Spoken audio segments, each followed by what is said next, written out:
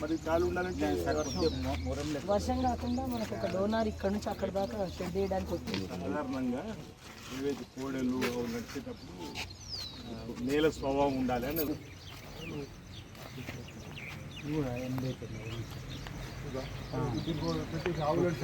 వేములవాడ రాజన్న ఆలయానికి సమర్పిస్తున్నటువంటి కోడెలు గోశాలని ఈరోజు సందర్శించడం జరిగింది.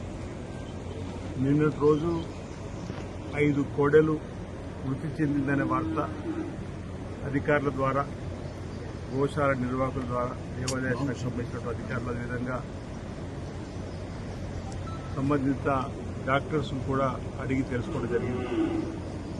ఆ 5 కూడా చాలా చిన్న ఏజ్, అంటే 6 మాసాల నుంచి 1 సంవత్సరం లోపు ఉన్నటువంటి కోడెలను 4, ఒకటేమో పెద్దగా ఉన్నట్టుంది.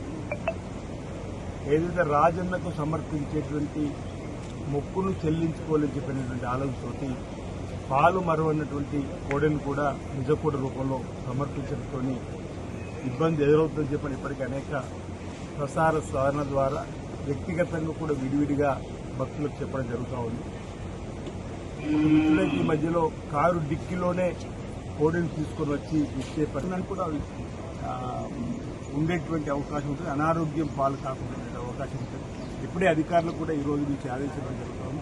గ్రేడింగ్ చేసి ఏవైతే సంవత్సరం లోపల ఉన్నటువంటి వాటికి ఒక గ్రేడింగ్లో ఒక దానిలో ఉండి పెద్దవి అటు పోకుండా చూడాలని చెప్పండి.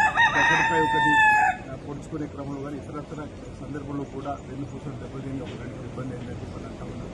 ఈరోజు ప్రధానంగా ఈ కాలంలో ఈ చిన్న కోడలకు వచ్చేటువంటి వ్యాధి మనం గ్రామాల్లో చూస్తాం, అంటే చూస్తూ ఉంటాం. అలాంటి వ్యాధి ఒకటి రావడం వల్ల కూడా జరిగినటువంటి సంఘటనగా భావిస్తూ ఉన్నాం. ఇక ముందు ఇలాంటి సంఘటనలు పునరావృతం కాకుండా చూసే బాధ్యత ప్రభుత్వ పక్షాలు, అధికారులు, పశుసంవర్ధక శాఖ ద్వారా మీకు తీసుకుంటామని సందర్భంగా తెలియజేస్తున్నాం.